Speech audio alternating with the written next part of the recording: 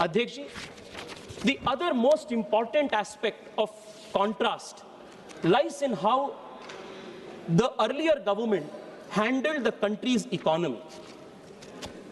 UPA के 10 साल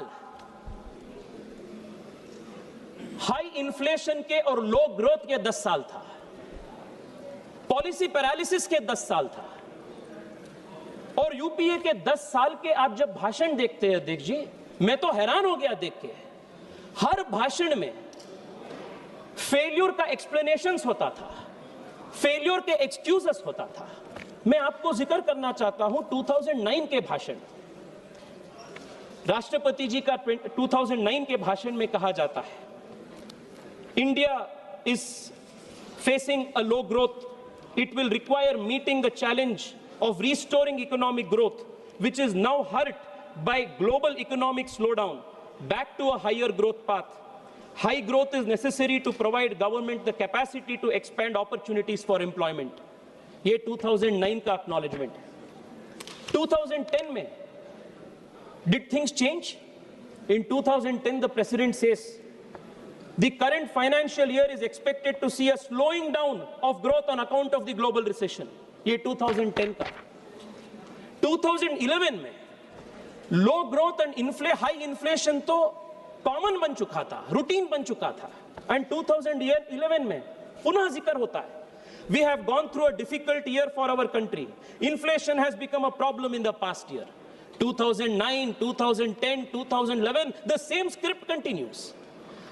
2013 में ये देखिए अध्यक्ष जी, we are burdened by gathering anxieties about economic slowdown, job security, employment prospects. People are concerned about the security of our women and children. The past year has been a very difficult one for the global economy. Europe is in recession. Most emerging markets are growing very slowly. It has been a difficult year for India also. Both global and domestic factors have affected our growth. The Indian economy is currently experiencing slower growth. Real GDP grew by 5.4% in the first half of the current fiscal year. This is significantly lower than the average of around 8% in the last decade. Yet 2013 में government puts this on record. Adhyaksh ji, the 10 years of UPA, the entire economic narrative was of slowdown, of inflation, of anxiety, of youth having no jobs, and most importantly it was a narrative of excuses. मैं आज के अभिभाषण का contrast आपके सामने रखना चाहता हूं अध्यक्ष ji. Today the honorable president has addressed the country and she has said, over the last 11 years the economic foundation of the country has grown significantly stronger. Despite various global crises, India has remained the fastest growing major economy in the world. India has further improved its record in keeping inflation under control. It is directly benefiting the poor and middle class. As a result of the policies of my government, the income of our citizens has increased, the savings has grown, their purchasing power has also increased. ऐसा नहीं था कि पिछले 10 साल में challenges हम नहीं face किए. We faced a once-in-a-century pandemic, but we did not blame our domestic economic record because of a pandemic. अध्यक्ष जी, मैं कहीं पढ़ रहा था, what is the difference between great leadership and weak leadership?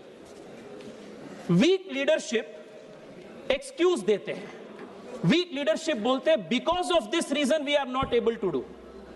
Great leadership ये होता है, they say despite these challenges we are doing.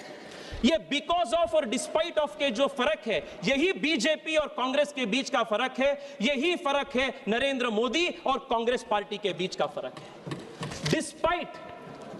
Despite a global once-in-a-century pandemic, despite disruption of global supply chains, despite unprecedented global economic headwinds, Europe is slowing down today. Emerging economies.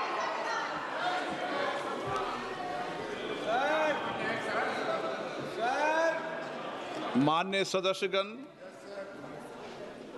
मुझे बड़े दुख के साथ सभा को सूचित करना है कि कल इस सम्मानीय सदन के कुछ सदस्यों ने लोकसभा चैम्बर में जिस प्रकार का व्यवहार किया, ऐसे दृश्यों का सृजन किया, वो लोकसभा की शुरुआत से लेकर आज तक कभी नहीं हुई।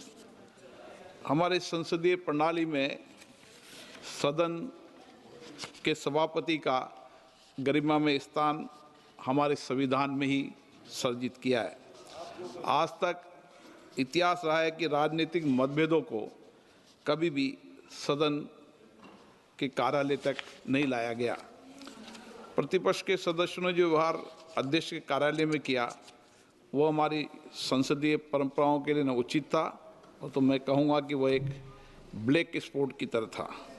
हम सबको सदन सुचारू रूप से चलाने में सहयोग करना चाहिए। इसके बाद जब सदन के नेता को सम्मानीय महामहिम राष्ट्रपति के अभिभाषण पर जवाब देना था, तो मेरे पास पुख्ता ऐसी जानकारी आई कि कांग्रेस पार्टी के कई सदस्य माननीय प्रधानमंत्री जी के आसन पर पहुंचकर कोई भी अप्रत्याशित घटना कर सकते थे। ये दृश्य मैंने सदन में देखा भी सही।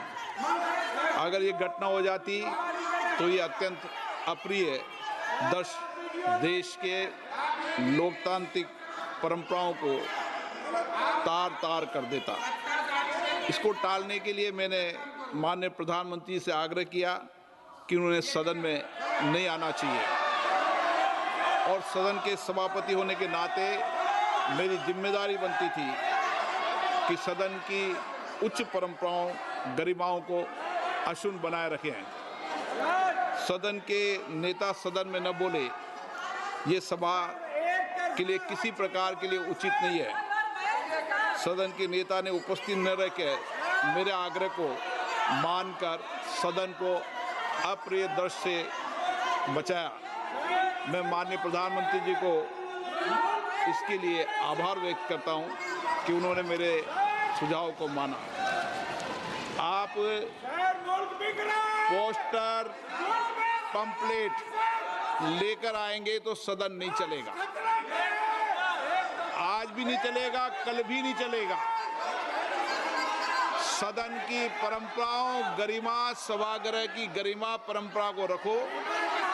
कल की घटना देश ने देखी है, किस तरीके से महिला सदस्य वहां तक पहुंची है।